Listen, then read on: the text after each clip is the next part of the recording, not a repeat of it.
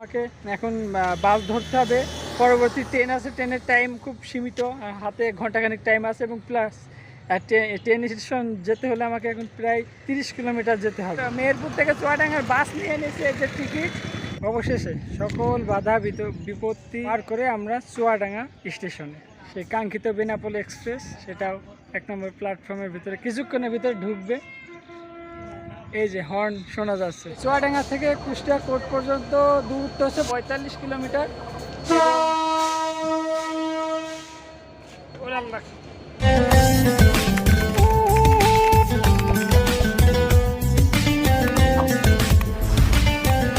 আসসালামু আলাইকুম ভিউয়ার্স, আশা করছি সকলে সবাই যে যেখানে যে অবস্থায় যে মুহূর্ত থেকে এইমাত্র আমার এই ভিডিওটি দেখছেন সুস্থ আছেন এবং অনেক ভালো আছেন। আর আমি অনেক ভালো আছি আপনাদের দোয়া এবং মহান সৃষ্টিকর্তার অশেষ মেহেরবানিতে।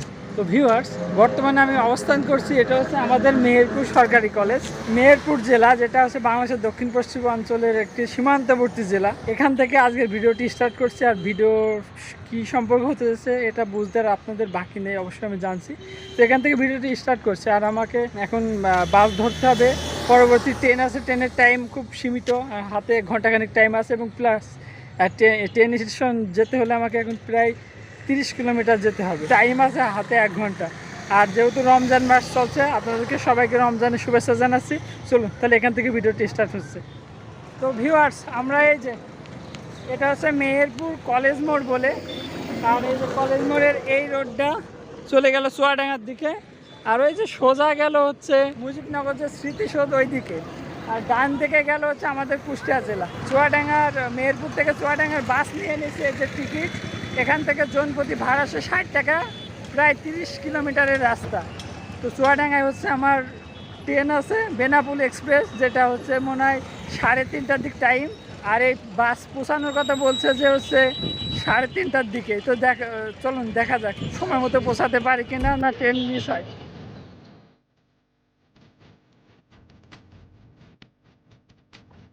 তো বন্ধুরা, এই যে সিট পেয়ে গেছি, চলুন তাহলে যাওয়া যাক। এরপর আমাদের বাস চলতে শুরু করলো তার নিজ গতিতে, যার ফলে আমাদের চুয়াডাঙ্গা বাস টার্মিনালে পৌঁছাতে খুব একটা দেরি হলো না। ঠিক সময় মতোই পৌঁছে গেলাম চুয়াডাঙ্গা বাস টার্মিনালে।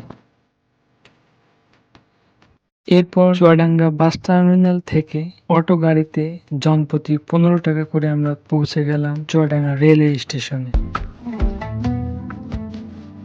এরপর আমরা টিকিট কাটার পর্বটি সেরে ফেলি, কারণ হাতে ছিল আর কয়েকটা সেকেন্ড মাত্র।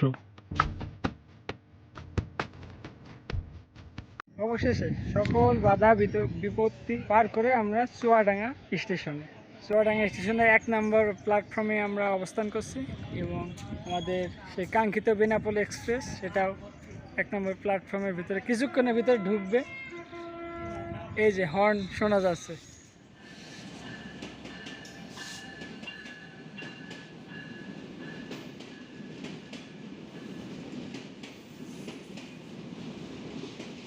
বন্ধুরা, এই যে বেনাপোল এক্সপ্রেস চুয়াডাঙ্গা স্টেশনের 1 নম্বর প্ল্যাটফর্মে ঢুকে গেছে।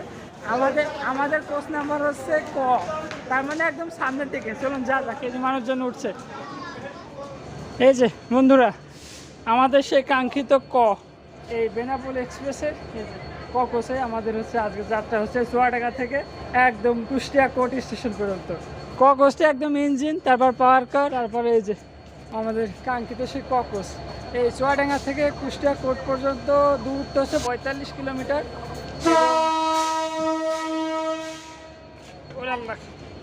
জোরে জোরে জোরে জোরে টেন্টে।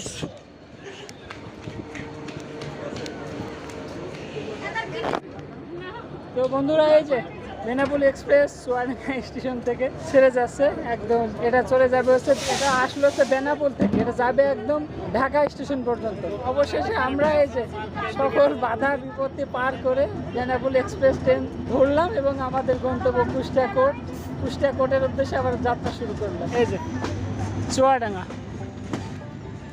চলুন যা যাক।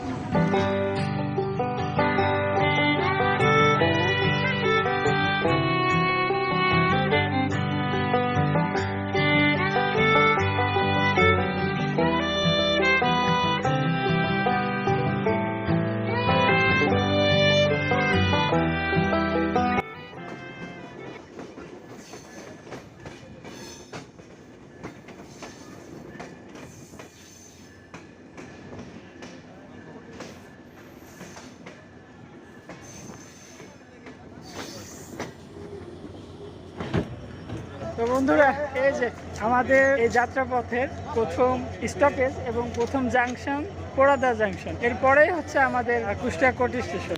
ঢাকা টু বেনাপোলের এই রুটের সবচেয়ে দ্রুতগামী গতির দানব ট্রেন হচ্ছে বেনাপোল এক্সপ্রেস। তো যে পরিমাণ গতি ভাইরে ভাই, আর হচ্ছে যে পরিমাণ ধুলা জানালার পাশে দাঁড়িয়ে একদম শেষ ধুলাই। যেহেতু রমজান কিছুক্ষণ পর হয়েছে, ইফতারের টাইম হয়ে যাবে, চলুন চা যাক তাহলে।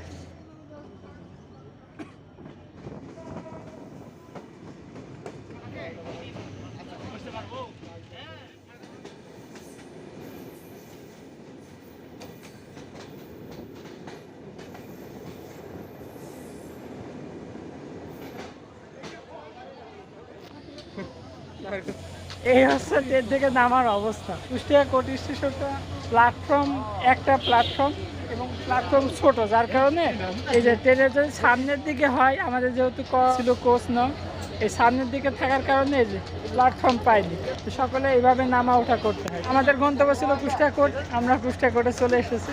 সাথে আজকের এই ভিডিওটি এখানে শেষ করছি। তো ধন্যবাদ সবাইকে, আসসালামু আলাইকুম।